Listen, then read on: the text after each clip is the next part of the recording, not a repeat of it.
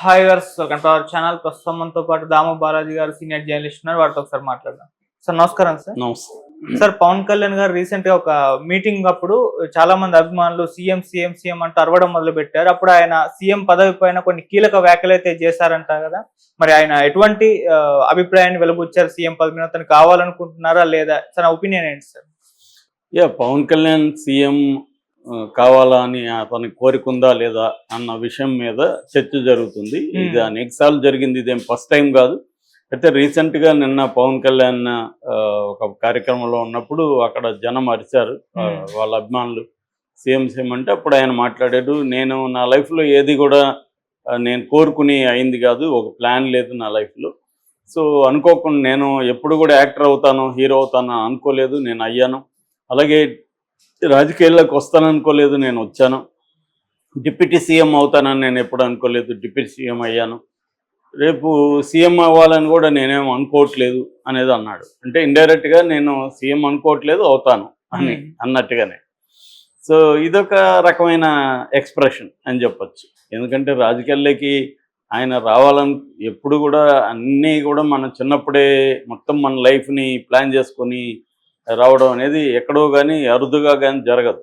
రకరకాలుగా వస్తారు మనుషులు. అలాగే ఈయనకి చిన్నప్పటి నుంచి వాళ్ళ అన్న ఉండడం, ఇంకొక అన్న సినిమాల్లో ఉండడం, దీనివల్ల అతను కూడా ఈజీ అయింది.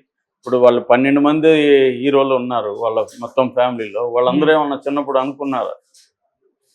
ఎందుకంటే వాళ్ళ ఫ్యామిలీలో చిరంజీవి హీరో కాకపోతే వీళ్ళెవరు కూడా హీరో అయ్యి ఉంటారో లేదు తెలియదు. పవన్ కళ్యాణ్ కూడా హీరో అయ్యిండే అవకాశాలు అయితే దాదాపు లేవు వాళ్ళ అన్న కాకపోయింటే. ఎందుకంటే ఆయన ఒక దారి వేశాడు, దాని వల్ల వీళ్ళందరూ అవ్వగలిగారు. అయితే ఇది కూడా మళ్ళీ చర్చ ఉంది. అంటే ఒక ఫ్యామిలీలో ఒక హీరో అయితే వాళ్ళే హీరోలు అవుతారు, మిగతా ఎవరంటే మన సమాజంలో అదే ఉంటుంది. హీరోనే కదా, లాయర్ కొడుకులు లాయర్లు అయిన వాళ్ళు బోల్డ్ మంది ఉంటారు, ఐఏఎస్ ఆఫీసర్లు కొడుకులు ఐఏఎస్లు. ఎందుకంటే వాళ్ళకి ఆ ఫీల్డ్లో పట్టుంటుంది, వీళ్ళని చిన్నప్పటి నుంచి ఎట్లా గ్రూమ్ చేయాలి, దీనికి కావాల్సిన ఏంటి, ఇవన్నీ ఉంటాయి. లాయర్ ఉంటాడు, ఆయనకి క్లయింట్స్ బేస్ ఉంటుంది, తర్వాత బ్రహ్మాండమైన లైబ్రరీ ఉంటుంది, ఒక నాలెడ్జ్ సిస్టమ్ ఉంటుంది, పరిచయాలు ఉంటాయి. దాని అన్నింటినీ కొడుకో కూతురుకో ఇవ్వడం అనేది ఈజీ అవుతుంది. తను ఇంకే అట్లాగే ఒక డాక్టర్ మళ్ళీ డాక్టర్ పిల్లల్ని డాక్టర్లు చదివించడం, ఇవన్నీ జరుగుతాయి. అయితే అవి మాత్రమే సరిపోదు. ఎప్పుడైనా నెససరీ కండిషన్, సబ్సెంట్ కండిషన్ అని 2 ఉంటాయి. ఇవన్నీ నెసరీ కండిషన్స్. అంటే వాళ్ళ అన్న హీరోగా ఉండడం అది నెసరీ కండిషన్, దానివల్ల ఇతనికి ఈజీ అయింది. కానీ అది సబ్సెంట్ కాదు. సబ్సెంట్ అయితే అల్లు శిరీష్ కూడా పెద్ద హీరో ఉండాలి కదా, ఎందుకు అల్లు అర్జున్ అయ్యాడు కానీ అల్లు శిరీష్ కాలేదు. మహేష్ బాబు వాళ్ళ అన్న రమేష్ ఎందుకు పెద్ద హీరో కాలేకపోయాడు. సో ఇవన్నీ ఏంటంటే సబ్సెంట్ కండిషన్ సరిపోదు, కాకపోతే నెసరీ కండిషన్కి అది సరిపోతుంది. కానీ ఈ యాంగిల్లో తీసుకున్నప్పుడు పవన్ కళ్యాణ్ తాను హీరో అవ్వాలనుకోలేదు, అయ్యాననేది కొంతవరకు నిజం, కొంతవరకు అబద్ధం. నిజం ఎంతంటే నిజంగా ఆయన చిన్నప్పుడు అట్లాంటి ప్లాన్ లేకపోవచ్చు, కానీ అతను అటు ఇటు చిల్లరగా తిరుగుతున్నాడు అని చెప్పి చిరంజీవి అతన్ని కొంత గ్రూమ్ చేసి దీంట్లోకి తీసుకొచ్చాడు.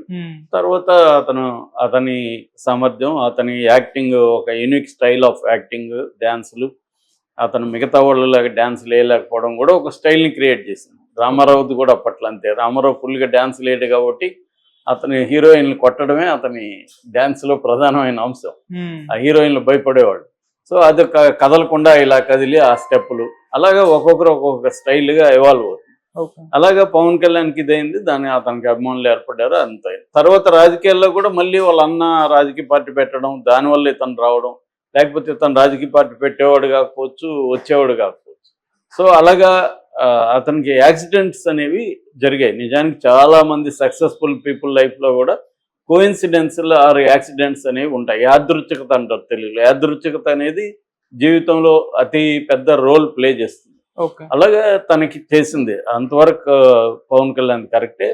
అయితే అతనికి గోల్ లేకుండా పార్టీ పెట్టాడు కదా. పార్టీ ఎవరు పెట్టినా కూడా పొలిటికల్ పార్టీ తాను సీఎం అవ్వాలని, రాష్ట్రంలో తన పరిపాలన రావాలనే పార్టీ పెడతారు.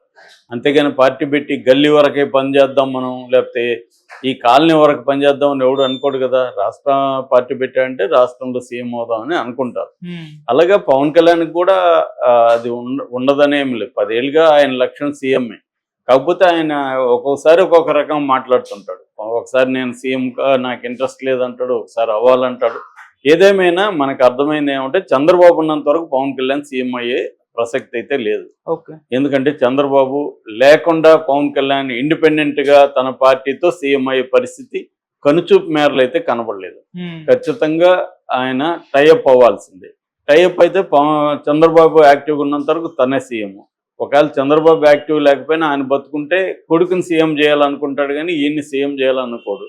చెప్పలేము, రేపు పొద్దున పరిస్థితులు వికటించి చంద్రబాబు వీక్ అయిపోయి పవన్ కళ్యాణ్ స్ట్రాంగ్ అయిపోతే పవన్ కళ్యాణ్ సీఎం చేసి లోకేష్ని డిప్యూటీ సీఎం చేయాలని కూడా అనుకోవచ్చు.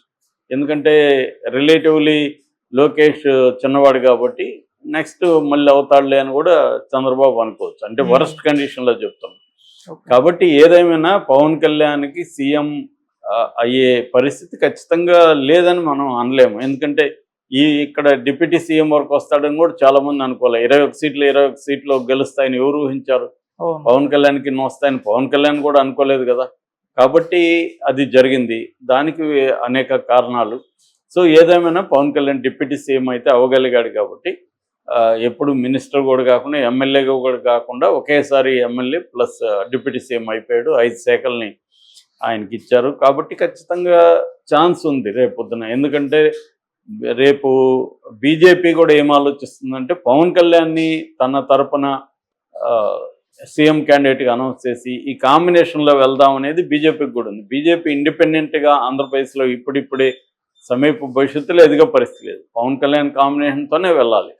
సో అందుకని పవన్ కళ్యాణ్కి ఆ ఛాన్స్ అయితే ఉంది, ఖచ్చితంగా సీఎం అయ్యే ఛాన్స్ ఉంది. బట్ ఎప్పుడు అనేది చెప్పలేం. ఎందుకంటే మళ్ళీ నెక్స్ట్ 5 ఏళ్లతో కూటమి వస్తుందా, లేదా మళ్ళీ జగన్ వస్తే మళ్ళీ ఇతను 5 ఏళ్ళకి వెనకబడిపోతాడు. కాకపోతే అతనికి ఇప్పుడు 56 ఎంత అని చెప్తున్నారు. కరెక్ట్గా ఏజ్లో కూడా కన్ఫ్యూజన్ అయితే ఉంది.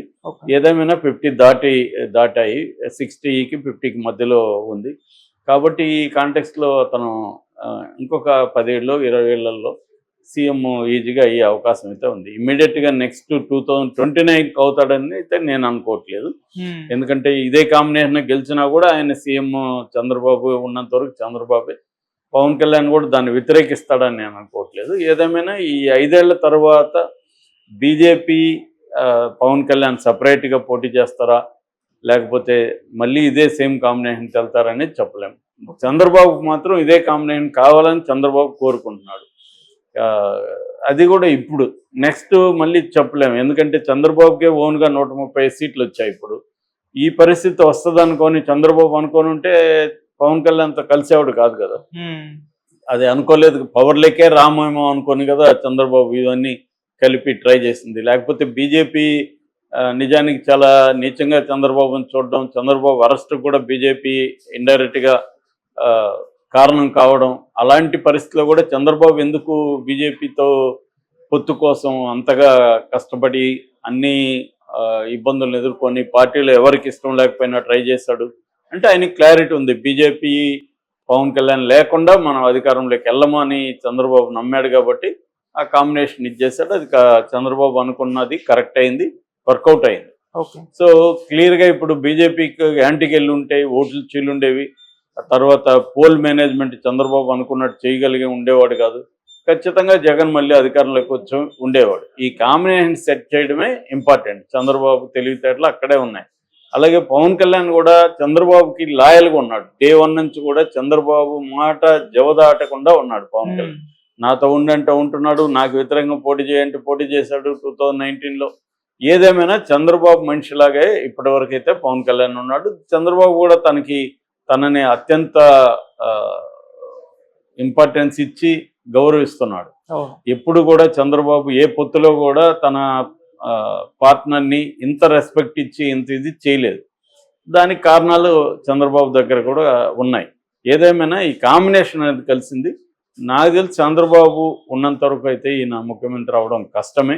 ఒకవేళ ఏమన్నా పరిస్థితులు రేపు మారి చంద్రబాబుకు కూడా బలహీనమైన సీట్లు వచ్చి పవన్ కళ్యాణ్కి కూడా నెంబర్ ఆఫ్ సీట్లు పెరిగి అటువంటి కాంబినేషన్లో షేర్ చేసుకునే అవకాశం ఉంది సీఎంగా. అప్పుడు సీఎం అయ్యే కోరిక ఉంటుంది. అది ముందు కూడా పవన్ కళ్యాణ్ చెప్తూనే ఉన్నాడు, మనకు ఒక 30 సీట్లు ఇచ్చి మన మీదనే డిపెండ్ అయ్యే గవర్నమెంట్ వస్తే అప్పుడు మనం సీఎం అడగచ్చు అనేది కూడా అభిమానులకు చాలాసార్లు చెప్పాడు. సో ఈ రాజకీయాల్లో ఏదైనా సాధ్యమే. పవన్ కళ్యాణ్ దగ్గరలోనే